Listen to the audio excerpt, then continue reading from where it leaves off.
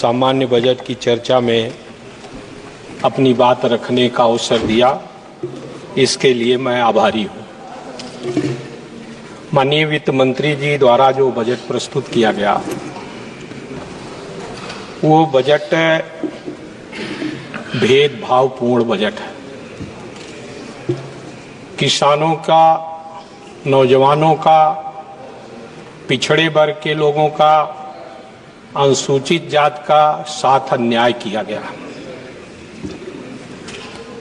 किसी भी देश के विकास का रास्ता, भारत के विकास का रास्ता खेतों और खलिहानों से होकर गुजरता है।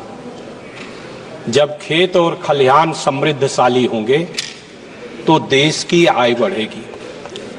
लेकिन इस बजट में किसानों के बारे में, उनकी एमएसपी की गारंटी देने के बारे में कोई बात नहीं रखी गई। मान्यवर, ये बजट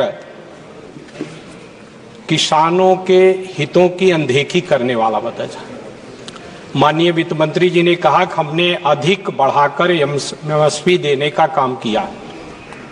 हमारा जो कास्ट ऑफ प्रोडक्शन है, सरकार के विभिन्न कृषि फार्मों पर, कृषि विश्वविद्यालयों में उस कास्ट ऑफ प्रोडक्शन के समतुल्य जो समर्थन मूल्य है वो नहीं। किसान का लागत मूल्य तो बढ़ गया महंगाई के चलते। खाद का दाम बढ़ गया, कीटनाशक दवाओं का दाम बढ़ गया, बीज का दाम बढ़ गया, डीजल का दाम बढ़ गया, बिजली का दाम बढ़ गया। उसके समतुल्य जो है, उसका जो एमएसपी है वो नहीं घोषित की गई, जिससे किसान की आमदनी घटी। दूसरी तरफ किसान जो खरीदता कृषि यंत्र, माननीय मंत्री जी ने अपने भाषण में जहां कुछ दूसरे सेक्टर को रियायत देने का काम किया, लेकिन कृषि यंत्रों पर 28% जीएसटी है, उसके बारे में कोई उल्लेख नहीं किया। मान्यवर बाबा साहब भीमराव अंबेडकर ने भी संविधान सभा में इस बात को कहा था कि भारत में सामाजिक और आर्थिक गैर बराबरी है। जब तक हम इसको दूर नहीं करेंगे, भारत को समृद्धशाली नहीं बना सकते। आज उस सामाजिक और आर्थिक गैर बराबरी को बढ़ाने वाला ये बजट है। जाति जनगणना का कोई उल्लेख नहीं है। इस बजट में पिछड़े वर्गों का जो आरक्षण है, उसको पूरा करने के लिए बैकलॉग के आधार पर भर्ती का कोई उल्लेख नहीं है। अनुसूचित जाति के रिजर्वेशन को पूरा करने का कोई उल्लेख नहीं है। इसके साथ साथ मान्यवर, किसान के जो समर्थन मूल्य है उसकी गारंटी का उल्लेख नहीं। मैंने बजट का विभिन्न हिस्सों में देखने का काम किया। पिछले वर्ष के मुकाबले उर्वरक पर कम पैसा रखने का काम किया गया। कृषि के बजट को भी जिस तरह से बढ़ाने का काम होना चाहिए, उसको उस ढंग से नहीं बढ़ाया गया। केवीके जो है, जो तमाम जगह अनुसंधान करते हैं, उसकी तरफ भी ध्यान नहीं दिया गया। मनरेगा के द्वारा जो बड़ा रोजगार मिलता था, उसकी जो मजदूरी है वो 231 रुपये प्रतिदिन है। 231 रुपये में कोई मजदूर नहीं मिलता मानव। उसको बढ़ाने का भी इस बजट में कोई प्रोविजन नहीं करने का काम किया गया।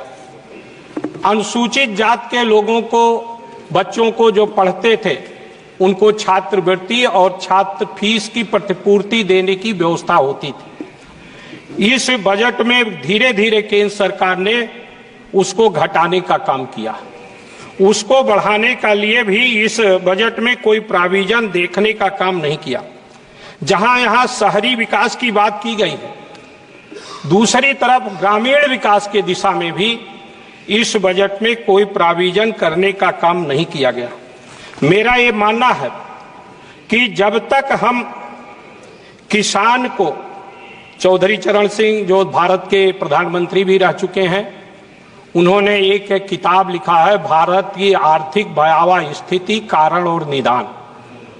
हमारे वित्त मंत्री जी को उस किताब को जरूर पढ़ना चाहिए था अगर हम उसको पढ़ते तो निश्चित रूप से हम इस देश में छोटे छोटे उद्योगों को बढ़ावा देने के लिए इसमें व्यवस्था करने का काम करते।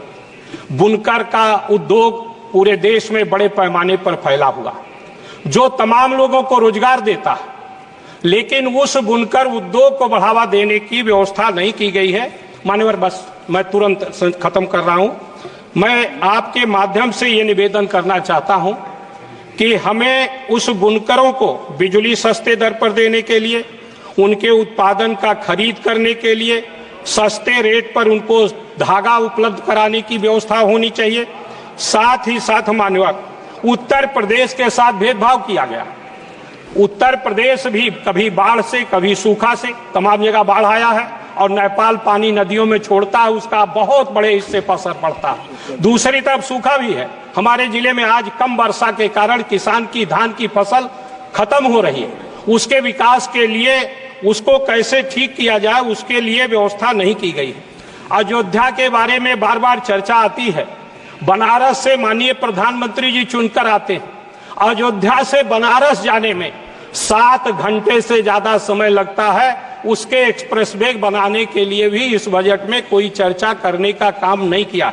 मान्यवर, सांसदों का जो क्षेत्र विकास निधि है बहुत कम है। 5 करोड़, 1 किलोमीटर में 1 करोड़ रुपया लगता है। 2 करोड़ रुपया, 5 करोड़ में 5 किलोमीटर सड़क बनेगी। 5 विधानसभा हमारे यहाँ है और 20 लाख की आबादी को कवर करता है। तो मान्यवर, इसको भी इसमें बढ़ाने का माननीय वित्त मंत्री ने उल्लेख नहीं किया।